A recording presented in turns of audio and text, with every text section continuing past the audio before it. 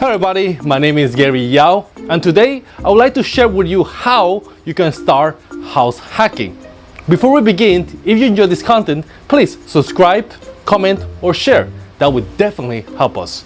And well, if you want to get started and want to learn how you can start investing in real estate, feel free to contact me. Me and my team will give you assessments on how we can get started, and well, there's no commitment for you whatsoever. We'll give you all the information and you feel comfortable, then we can proceed. So let's get started. I'm going to show you 3 steps for you to get started in house hacking. We already talked about that the benefits of house hacking are numerous. One of them is, well, you get to buy a property, live in it, and pay a limited amount of payment because you're renting the other units. So basically you're paying half, or in some cases you will living for free while enjoying the benefits of building equity. So the first step is funding.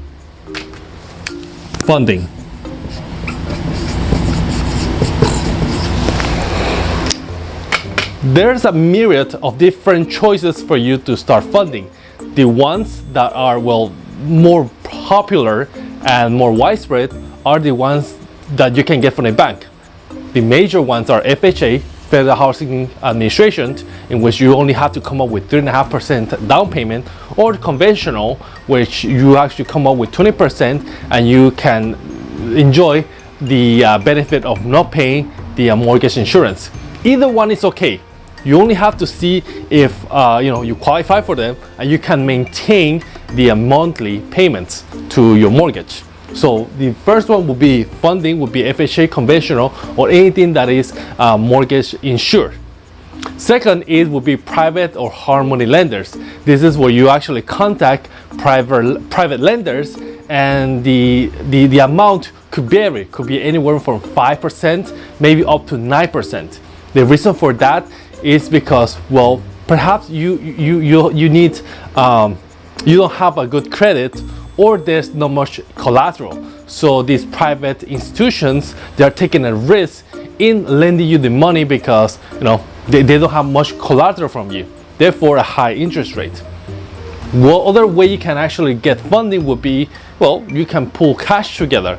If you have, let's say, a relative, a cousin, a brother or sister, or parents, or maybe a rich uncle that will be willing to pull cash with you, and you can buy the property in cash, then you don't have to worry about paying the bank again. But then, you own a piece of the property as opposed to owning the whole property yourself. You could also ask for the owner of the property to carry the loan for you, acting as a bank. Now, why would the owner of the property allow you to pay monthly as opposed to get a lump sum? Keeping in mind that tomorrow's money is going to be cheaper than from today's.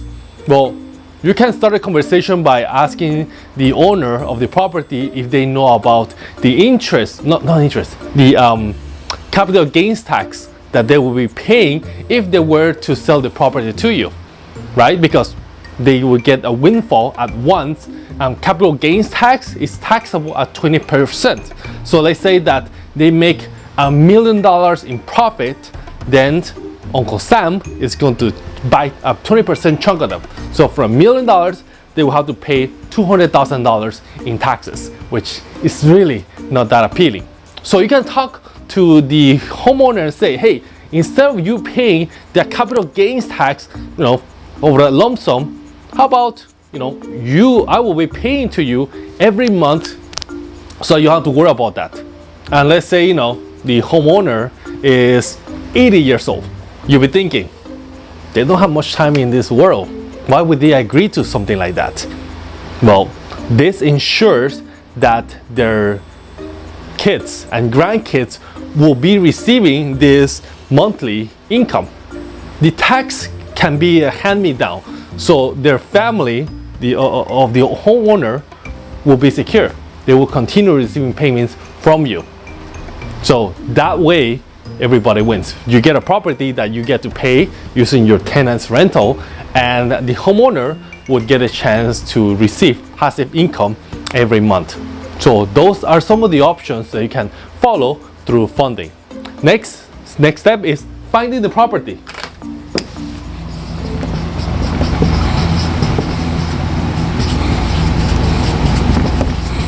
Finding the property. There are different ways that you can find the property.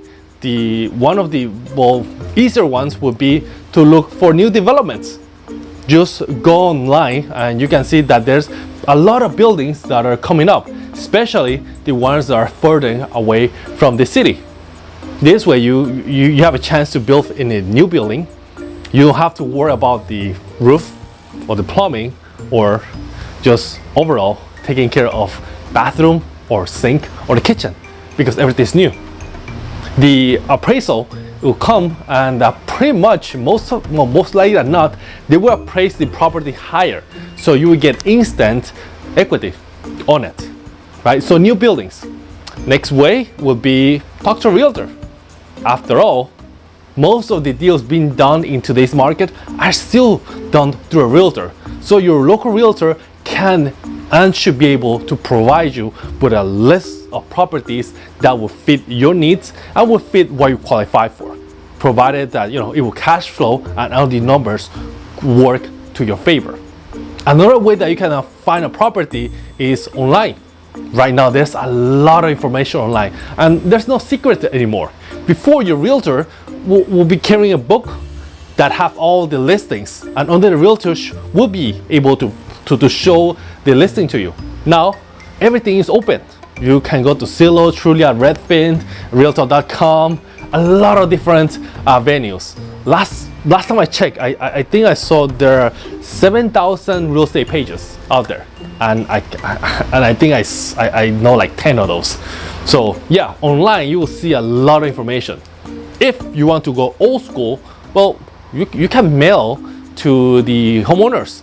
If you're looking for a triplex, fourplex, you can mail them. Say, hey, I am a real estate investor and I'm interested in your property. I want to buy it. Send 100 of those each week. You're bound to find one, and you only need one. So you can do that. So that goes under finding a property. There's a lot of different ways where you can actually find a good property for you. Third is run the numbers. Run the numbers. What do I mean by that? You must make money the first day. As soon as you close the property, you must be making money. You don't buy a property and then expect to make money as it appreciates. Rule of thumb: you buy for cash flow, not for appreciation. So after that, you have to look on the vacancy rate. You have to consider that 80% or 25% is going to be vacant on your property. Yes? So you look at this like this. Well, let's say that you have a fourplex, right? And you're looking to rent all four of them.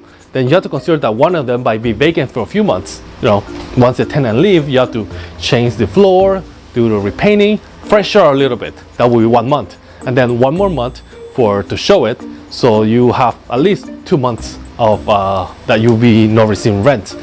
So you have to consider that you have to put some money away from those rainy days. Rentals, you have to consider taxes. Your property taxes have to be taken care of. You can choose to pay for that every month, or you can impound it twice a year. The property taxes are paid every April and November. Do consider the maintenance, because the tenants, they are only renting the space. The building itself, responsibility of taking care of that is yours. There's a faucet that is broken or a leakage from the roof, you have to be the one who have to take care of it. So make sure that you pull money aside for that. Another way that you have to run the numbers is pick a desirable neighborhood. Consider this: you have to consider that you are living in this house. You're going to be living in it. So don't pick a neighborhood that is a C neighborhood. What I mean by that is A, B, C. A neighborhood will be the ones that are the most desirable, and then B neighborhood will be the ones that are in the suburbs that need some work, and C neighborhoods, well, those are the ones that are fairly passing. And if you're new to this, consider looking for A or B neighborhoods because you're starting out. Another way that you have to consider looking is look for cities that are not dependable on one industry. What I mean by that is, well, look at Vegas. It depends mainly on the casino industry and the hotel industry and the, well, pretty much just hotel and entertainment industry. Now, because of this COVID situation, well, Vegas is in the tank right now. A lot of people are hurting. So you might want to choose for cities that are not as flashy, and maybe look for cities that are boring, you know, that have a lot of jobs that, you know, that maybe like insurance, car dealers, maybe supermarkets, things like that. A well-rounded economy, so that you have people in different industries that when something happens, some people will still be working, and well, that will balance out on for you to go through these tough situations. So that is what I have for numbers: funding, finding a property, and run the numbers. All of this is very analytical, and it just requires you to put in Excel and, you know, look into that and see which one works best for you.